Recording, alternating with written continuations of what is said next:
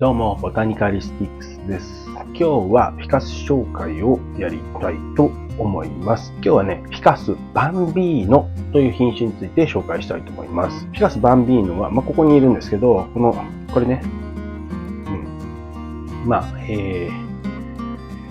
皆さんどうでしょう。もうご存知の方も結構いらっしゃるとは思うんですけどね。人気の品種ですね。フィカスリラータ、柏葉ゴムですね。それの葉っぱがちっちゃいよっていう品種がこのフィカスリラータバンビーノという品種で、非常に人気のある品種で、どこのお店行ってもね、割と並んでるやつです。で、柏葉ゴムって大きくなるとめちゃくちゃ大きくなって、葉っぱもめちゃくちゃ大きくなるんだけど、これはそのバンビーノっていうんで、それは葉っぱちっちゃいバージョンだよねってことなんだけど、それでだからね、可愛らしい品種なんですよ。結構ね、これもそうなんだけど、曲がり仕立てが多いですね。というのもですね、曲げやすいらしいんですよね。これみんなも思ったかもしれないんですけど、フィカスに興味を持ち始めて、ウンベラータとか、ベンガレンシス、アルテシマとこうやってね、順を追って興味を持っていって、手出していくじゃないですか。いろんな路線に行くと思うんだけど、それれは人それぞれだと思うんだけどね。その人それぞれの、趣味嗜好があるからね。ただ、このバンビーノでバンビーノっていうかこの柏葉ゴムで一回ちょっと立ち止まらなかったですか？これフィカスなのみたいな。でももっと早い段階でね、ウンベラータとベンガレンシスで同じフィカスという種類なんだっていうんで立ち止まっちゃう人もいたかもしれないけど、僕はね、そこはあんまりウンベラータとかベンガレンシス、それがね、フィカス、ウンベラータとか、フィカス、ベンガレンシスとか、考えるまだレベルに達してないうちにね、いろんなの触れてたんで、僕はそこは悩まなかったんだけど、この柏葉ゴム見たときは、ちょっと悩みましたね。これ、本当に同じ仲間みたいな。まずさ、葉っぱがさ、形がかなり変わってるよね。その時点で立ち止まったよね。かっこいいとか、かわいいとか、そういう感情とは別の感情が生まれましたね。他にないじゃない。これに似た他のものも浮かばないんですよ。これベンガルに似てるんだったら、あれとこれが似てるよねとか、アルテシマも、ちょっと色変わったけど、葉っぱの形に似てるとかさ、あれのなんとかバージョンとかいう表現がいろいろできるんだけど、柏葉ゴムは全然単体で、唯一無二。で、そう思っていろいろ気になり始めてさ、リラータってなんだろうって思って、調べてたわけよ。で、リラータっていうのは、これね、柏葉ゴムの、そのリラータっていう学名が付けられた理由としては、この葉っぱがね、リラ、縦ごとの形してるから、と一応言われてるんですよね。そうなんだと思って、その時は別に信じてたんだけど、確かに、縦ごとってね、こういう形してもね、でもさ、フィカスリラータはそうだけど、なんとかリラータとか、リラートしているみたいな言い方したりするんだよ、植物の、分類学会ではね。で、このリラートしてるとか、他のね、フィカスリラータ以外のなんとかリラータとか見ていくと、葉っぱ別にね、縦ごとの形してないんだよね。でもリラートしてるっていうのはどういう意味なのかっていうと、タンポポの葉っぱみたいに、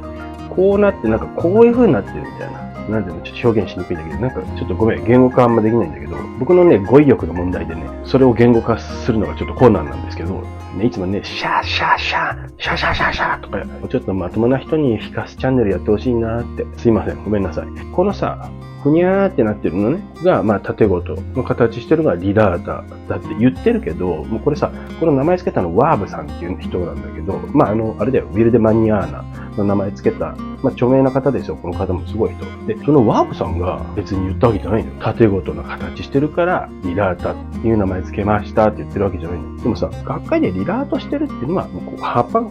さっき言ったように、シャッ、シャシャシャシャシャシャみたいな。これで下から上にうわーみたいな。なってるのをリラートしてるみたいな言い方すると思うんですよね。そうするとこれ違うよねって思うわけ。なんでこれだけ葉っぱの形が縦ごとみたいだから、リラみたいだからリラートって言うんだろうって。ちょっと、とか思ってたわけ。もしかしたらさ、これさ、曲がり仕立てだから分かりにくいけどさ、柏葉ゴムってさ、ちょっと他と違う、他のフィカスと違う感じするのってさ、この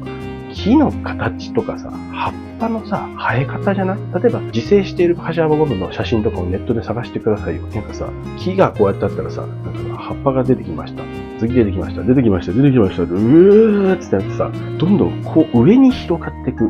そういう葉っぱの付き方しない？これ何でもそうだって言われたらそれは違くないって思う。柏葉ゴムに限ってこういう感じかなって気がするんだけど。で、僕、ワーブさんの気持ちわからないけど、もしかしたらそれ見てリラータって言ったんじゃないのかなって、僕なんとなくちょっと、僕はね、知らないよ。勝手にそういうのを妄想してるだけ、ロマンの追求というか、ただ勝手に想像してる、なんか妄想して、勝手に気持ちよくなってるだけなんだけど、なんかそんな気がちょっとしたんだよねっていう、小話。いや、その話は終わりにして、リラータのちっちゃいバージョンのバンビーノっていう話に戻りまして、で、このバンビーノね、このバンビーノさ、お店で結構見てたんだけど、なんか最近さ、葉っぱがさ、なんか細長いのが多くなかった？なんかこれ本当にカシワバゴムみたいな、なんかこういう葉っぱでしょ？さっき言ったようにその縦ごとなんか7じゃないけど、そうじゃなくてなんかこういうなんか細長いみたいな、なんかそういうのがバーって出た時期があったんですよ。僕ね、それ、俺カシワバゴムって確かにカシワバゴムの木の形とかしてるんだけど、葉っぱ全然違うじゃんと。またその、よそからね、これバンビーノですってメリクロの前入ってきて、で、生産者もさ、それをたくさん育てて、よし、出荷するぞーってやると思ったら、みたいな。葉っぱなんか変みたいな。いやーでもバンビーノって言って入れて、ずーっとそいつを育ててたと。そしたらなんか、こんな形になっちゃったけど、でもバンビーノって売るしかないよねって言って、売っちゃったんじゃないのっていう。なんかさ、もしかしたらだけど、もちろんね、学名が追いつきはしないと思うけど、その、本当だったら全然違うんじゃないの？ちょっと遺伝子的にちょっと違うの入っちゃってないっていう、なんかそんな気がするんだよね。リラータバンビーノじゃなかったら何なのって言われたら別に何かわからないんだけど、リラータバンビーノなんだろうけどね。ただなんかちょっとそういう品種、っていうかそういう葉っぱの細長いのがバーって出回ってたなと思って。そこに来てまたなんかちゃんとしたっていうのもなんだけど、僕のよく知ってるバンビーノがまたね、帰ってきたみたいな、市場にというかお店にっていう小話でした。あれなんだろうね、あの細長いの。実はちょっと手出さなかったんだよね。なんじゃこりゃと思って。っていうぐらいの話かな。カシワバゴム、面白いですよ。カシワの葉に似てるからっていうんで、日本ではね、カシワバゴムってつくんだけどね。それなんかまたあれだよね。西洋とはちょっと感性がやっぱ違うよね。縦ごとに似てるからリラータ。日本ではカシワの葉に似てるからカシワバゴム。面白いね。なんか国によってその感性が違くて名前の付け方が違うっていう、ちょっと面白いなとは思いますけどね。でね、あとね、このバンビーノっていうのはね、アメリカで最初に特許取ってるのかな。もうね、切れてるんですけどね。特許の期間が。で、バンビーノ2っていうのも特許取ってるんですよ。これはね、アメリカとヨーロッパでかな。これちょっとね、何なのって、ちょっとね、いろいろね、カシワバゴム周りもね、調べてみると結構奥深くてですね、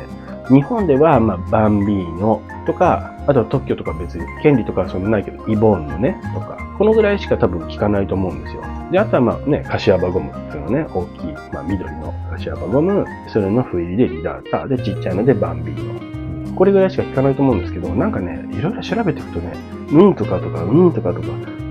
なんかね、ちょっといろいろ出てきたんですよ。調べてたら。で、日本に全然馴染みのないような品種。イボンヌよりもっと前のなんか、フイリ品種とか、ヨーロッパの方でこういうのがあったのか。そういうのがね、ちょっとね、いろいろ調べてたら出てきて、調べなきゃなーって。で、そのバンビーノとバンビーノ2の違いとかもちょっと謎なんだよね。まだ調べてないからっていう。調べたら簡単なのかもしれないけど、ちょっと奥深いなと思うんで、もし調べてっていろんなことが分かってって、ボリュームが出てきて、情報として価値があるなと思ったらですね、考察シリーズでちょっと動画1本まとめて、また発信したいなと思うんで、それはそれで、楽しみにしといてください。今日はね、ピカス紹介ということで、ピカス、リラータ、バンビーノ、曲がり仕立てをですね、紹介させていただきました。今日はそんなところですかね。じゃあまた次回をお楽しみください。しばらくね、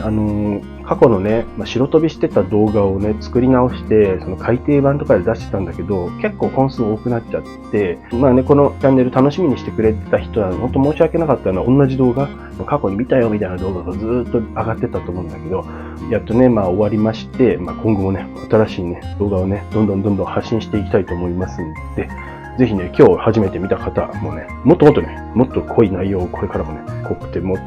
すごいもうわーっていうね、価値のある情報をどんどん提供していきますんで、ぜひチャンネル登録の方お願いいたします。あんまり言わないです。たまに言いますから。たまにだけね、言わして、たまにならいいでしょ。ポチポチって。グッドグッド。というわけで、以上になります。では。